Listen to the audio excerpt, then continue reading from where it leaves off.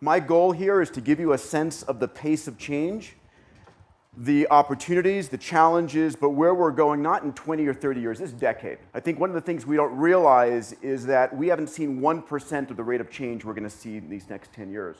And the opportunity for that is extraordinary, because it used to be that 1,000 years ago, the only people who could change a nation or region of the world were the kings and the queens. 100 years ago, it was the industrialists, the robber barons. Today, it's anyone. Anyone passionate enough is given access to these exponential and accelerating technologies, can take on the world's grand challenges, and I believe solve them.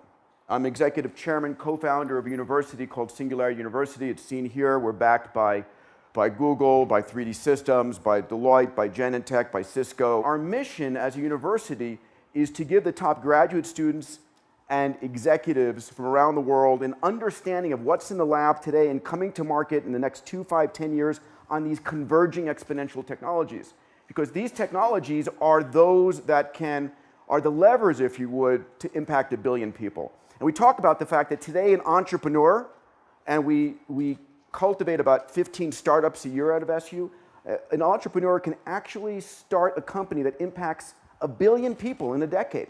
You'd have to have been Muhtar Kent at Coca-Cola or Jeff Immelt at GE or someone of that magnitude to actually impact 1 billion people before today an individual can do this. And we teach, you want to become a billionaire, help 1 billion people. The world's biggest problems are the world's biggest business opportunities. We talk about exponential technologies. It's our mantra. And I want to begin by saying that we are all local and linear thinkers. We evolved on a world in which the world around us was local and linear. Nothing affected you that was not within a day's walk.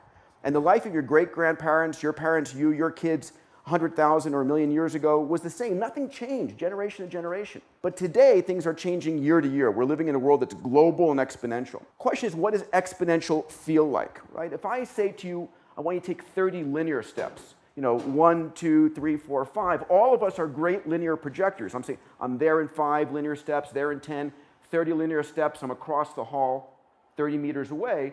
But if I say to you, where are you going to be in 30 exponential steps?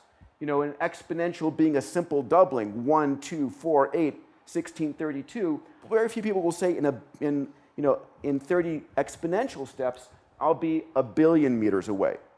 Put differently, I will have gone around the planet 26 times. And that difference between us thinking linearly while the world that you're creating, that you're using, the technologies, are growing exponentially is really the story here. You see this red line here, it's all of us. It's our politicians, it's our shareholders, it's our customers. We haven't had a hardware or software upgrade in 50,000 years. It's been a while. The yellow line is the technology you're using and creating. It's networks and sensors, AI, robotics, 3D printing, all of these areas. And the difference between these two is interesting, right? Because if you're the CEO of a Fortune 500 company, and some kid in the garage comes up with this disruptive new service or business model, it's disruptive stress. If you're the kid in the garage, it's disruptive opportunity. We grew up with Kodak being one of the mainstay brands of the world. And in 1996, at the top of their game, Kodak is a $140,000, $28 billion company that 20 years earlier had invented the digital camera. A guy I'll introduce you to in a moment had come up with it in the lab. And you can imagine when he brings it to his board of directors, he goes, here it is, the digital camera, right? It takes 0.01 megapixel images. They say, what are you kidding? That's a toy for kids. We're Kodak. We make beautiful, high-resolution images. Besides, we're in the paper and chemicals business. And of course, in 2012, Kodak declares bankruptcy, effectively disrupted by the very technology that they had invented, but didn't understand what exponential growth would look like. But what's interesting is in this same year of 2012, another company, also in the digital imagery business, a company called Instagram gets acquired by Facebook, but they've got 13 employees and get $1 billion valuation. The difference between a, if you would, exponential company and a linear one is this kind of disruption. I've given it a new name. I call it the new Kodak moment. We're going to see this over and over again. Projecting forward, a continuation of Moore's law, in 2010, 5 years ago, if you remember back then, the average computer was calculating at 100 billion calculations per second, which, is more computational power than we had in the entire US space program in the 60s and 70s. In 2023, 8 years from now, the average $1,000 computer you go down to the store and purchase is calculating at 10 to the 16th cycles per second, which is just a number, unless you speak to a neurophysiologist who tells you that's the rate at which your visual and auditory cortex does pattern recognition. So what happens when $1,000 buys you the computational power of a human brain? And of course, it doesn't stop there, because 25 years later, now $1,000 buys you the computational power of a human race. This is going to be transforming almost every industry. I want to share, if you would, the kinds of technologies we teach at Singularity University, that we study, that our students start companies on, that are converging and changing the world. And they are, robotics and AI and 3D printing and networks and sensors. And these technologies, what's most important about them is that they're democratized technologies. They're accessible almost to everybody. So a kid in Mumbai on a smartphone has access to more cloud computing power, if you would, than the chairman of MIT had 20 years ago, and access to more knowledge and information than President Clinton had 20 years ago. It's an extraordinary democratization that's going on. One of the most powerful technologies coming online, let me speak about some of these, is artificial intelligence. And AI is the ability of a computer to understand the language nuance, to be able to understand the cynicism, the humor, the confusion you have, and give you an answer. We may know it as Siri on our iPhone as the earliest days. I like to think of Jarvis from Iron Man as my preferred version of AI. What happened 2 years ago was Michael Rodin, who is the head of the Watson program at IBM. IBM had just built the Watson supercomputer, and they wanted to show how powerful this was as an artificial intelligence, and so they decided to challenge the top 2 Jeopardy champions, the guy who had won the most money and the guy who had won the most number of games. And if you don't know the game of Jeopardy, it's a difficult game that you basically make a statement and have to ask the right question. It's a game of context and understanding. And I want to show you a short video clip showing you a supercomputer, Watson, demolishing his human opponents, or its human opponents. This mystery author and her archaeologist hubby dug in hopes of finding the lost Syrian city of Urkesh. Watson? Who is Agatha Christie? Correct. Watson? Who is Mary Leakey? You're right. Watson? What is Crete? Yes. So what was Watson? And first of all, this is so 2 years ago, right? Watson was a room-sized computer of, the size of this stage, if you would, some 3,000 Power 7 core processors, able to process 1 million books per minute, able to literally download Wikipedia. It was not hooked up to the internet. It had downloaded Wikipedia in a number of databases and was able to pull relevant pieces of information far more than our memories can withhold. But what's interesting is where IBM has taken this. So since then, over the last 2 years, IBM has ported Watson to the cloud, and it's put an open API, basically an interface for entrepreneurs to create services on top of Watson. So where is Watson going first? To medical school. They've downloaded into it all the relevant journals, all the relevant information, and Watson is able today to diagnose cancer better than any physician can. Because medicine is far more than anything you can hold in your mind with all of the lab tests that we run. There's no way that a human can withhold in their minds that level of information. But here's the notion. Today, as we go towards this future, anyone with a cell phone can call Watson and ask a question. This is the democratization not of information, like Google may be, but the democratization of knowledge, of answering questions. And we're going to see a number of companies, every major IT company, heading in this direction. So what's next? Next, I'm going to talk about sensors. This is that guy at Kodak who came up with the digital camera. Here you can see it.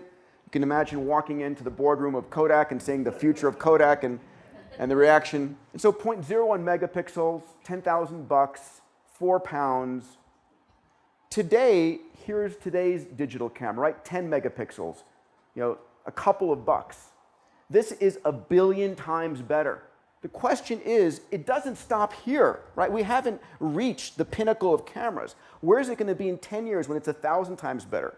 20 years when it's 1,000,000 times better? 30 years when it's 1,000,000,000 times better? Will it be high-definition cameras woven into your clothing and micro-drones in the air? I want to give you a sense that sensor technology is exploding, right? My friends at Cisco talk about the Internet of Everything, that we're heading towards 12 billion connected devices today, 50 billion by 2020, and those connected devices, each with a dozen sensors, we're heading towards a trillion sensor economy, where effectively in the near term, you're going to be able to know anything you want, anytime you want, anywhere you want. This is the first inertial measurement unit. This is what got us to orbit, got us to the moon. Tens of millions of dollars, tens of pounds, able to measure velocity accelerations. Where is it today? It's $1 on your phone. So where is it going next? Molecular in size, woven into everything we manufacture, every cell phone. This is the first GPS. $120,000, 53 pounds. Imagine this thing on the dashboard of your car, right? So the notion is that these sensors are exploding, and we have a bias to believe this is the best it gets. This is where it is today. It's going to be 1,000 times better in 10 years. How's that going to change your businesses? What is possible? This is Google's autonomous car. And what most don't understand is the domino effects that these technologies have. So what does an autonomous car mean? It means, first of all, that you stop building roads because you can put 8 times as many cars on a road. You don't need parking garages or parking lots or driveways because you don't have a car anymore. It drops you off. You order a Ferrari on Friday night when you have a date. You order an SUV on Saturday night when your in-laws are over. You use the car that you need when you need it. I have 2 3.5-year-old boys at home. The chances are they will never have to drive. And so what happens to Detroit or whatever car industry center you want when people don't buy cars, they use them on demand? And by the way, if cars don't crash, you need automotive insurance anymore. So a lot of implications that people don't talk about. And because, driving an autonomous car is, anybody driven one of these cars here? I know you have, Matt, Red. So I'm going to show you what it feels like to drive in one of these cars. We took a team of people over to Google from X Prize on our adventure trips, and I want to show you what it looks like on a slalom course inside one of these cars. Oh my God.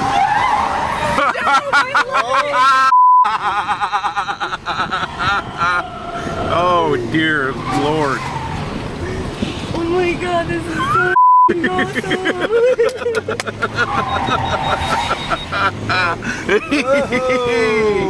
Oh my God.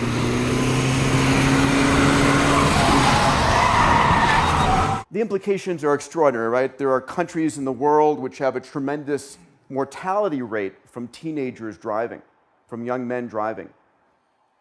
This changes the game. Another technology that's going to be transforming our lives and disrupting a $10 trillion industry is 3D printing. Full disclosure, I'm on the board of 3D Systems. And the ability of 3D printing to print anything layer by layer by layer out of 300 different materials. In any level of complexity you want, any level of personalization, you don't have to manufacture overseas anymore. You manufacture in your closet or down the street. And the manufacturing of multiple materials. This is a person who forgot their wrench and can hit print and print a wrench if you would. So what can we print these days? Here's a polygon within a polygon, just showing a simple structure you can print where complexity comes for free. In China last year, for the first time, we saw the construction of 10 3D printed homes in 24 hours for $5,000 each. Last month, a 3D printed apartment building out of China.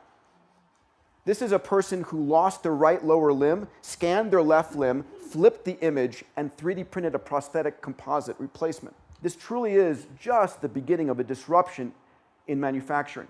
The final technology I want to talk about is synthetic biology and genomics. I had the pleasure in March of last year, to announce a new company with Craig Venter and Bob Hurry. Craig, who sequenced the first human genome, and Bob Hurry, who's one of the top leading stem cell scientists from Celgene. We created a company called Human Longevity, Inc. We've now built the largest genome sequencing facility on the planet. We're going to be sequencing between 1 to 5 million genomes in the next 4 years. And our goal is to create the largest impact on human health and to extend healthy living by 30 to 40 years this decade. That's our mission. That's our goal. We are creating in one of the largest databases a collection of full phenotype data, the full genome, the 3.2 billion letters from your father and from your mother, the haplotype phasing. But besides that, your microbiome. So each of us are a collection of 10 trillion human cells and 100 trillion bacterial cells. And so that full bacterial complement of DNA as well. Full body MRI, metabolome, and the proteome. And all that information goes in, and we've brought into the company a guy named Franz Ock who ran Google Translate. And we are basically doing massive machine learning on top of this information to understand, because it's our belief that your genomics actually describe how you look, how you sound, every aspect of your life. First of all, I hope you can feel the only constant is change. And the rate of change is increasing. And one of my mantras for large companies is either you disrupt yourself or someone else will. Standing still is no longer an option. The other thing to realize is that your competition is no longer the multinational overseas. It's the entrepreneur in a garage with access to 3D printing, AI, robotics, who's willing to take risk after risk, failure after failure, and go shot on goal. And so we have a generation of entrepreneurs that are empowered with more technology than the largest governments and corporations had 20 years ago. We are de facto linear thinkers. And my challenge to you is, what's your moonshot? How do you go 10 times bigger, not 10% bigger, in your country, in your company, and in your own personal life? Because these things are now possible. We have the magic of these technologies. This is perhaps one of the most important things. This is the world's population. We're at 7 billion, just over 7 billion. Internet connectivity. In 2010, we had 1.8 billion people connected online. The projection for 2020 is that by 2020, we're going to reach 5 billion people online, which means we have 3 billion new minds entering the global economy. 3 billion people who have never bought anything. 3 billion people who have never, have never uploaded or downloaded or used the internet. But what's interesting, in fact, in the last month is the following. So there are now a number of ventures looking to connect not 5 billion, but all 7 billion humans on this planet with a megabit connection. So Mark Zuckerberg's been talking about and buying drone companies and looking at spacecraft. Google has had their project Loon, which is to connect using balloons and using, again, drones. Last week, Elon announced, then with a follow-on with a $1 billion investment from Google, a 600+ satellite constellation for providing megabit connections. And also, my friend Paul Jacobs, in partnership with Richard Branson and Greg Weiler, have announced themselves a multi-hundred satellite constellation. We have 2 mega constellations going up to provide megabit connections. So what happens when we don't have 5 billion people, but 7 billion people connected online? These 3 to 5 billion new consumers, if they're not your customer, they're your customer's customers. And they represent tens of trillions of dollars coming online. But they also represent one of the greatest eras of innovation ever. I'll close with another fun example near and dear to my heart. In our solar system, we have access to abundant resources beyond our imagine. So this is an asteroid, and in the last 12 years, there have been discovered a set of asteroids that come very close to the Earth that are abundant in fuels, abundant in metals, abundant in platinum group metals. And these asteroids, this is just one example. This is UW-158. And when you look at its value in terms of fuels for use in space and platinum group metals or metals for use in space or on the ground, the value is $5 trillion. We're living in a world where I believe there is little we cannot accomplish. That we're heading towards a world where entrepreneurs can transform and solve grand challenges. And this is perhaps the most exciting time ever to be alive. An honor, a pleasure. Thank you very much.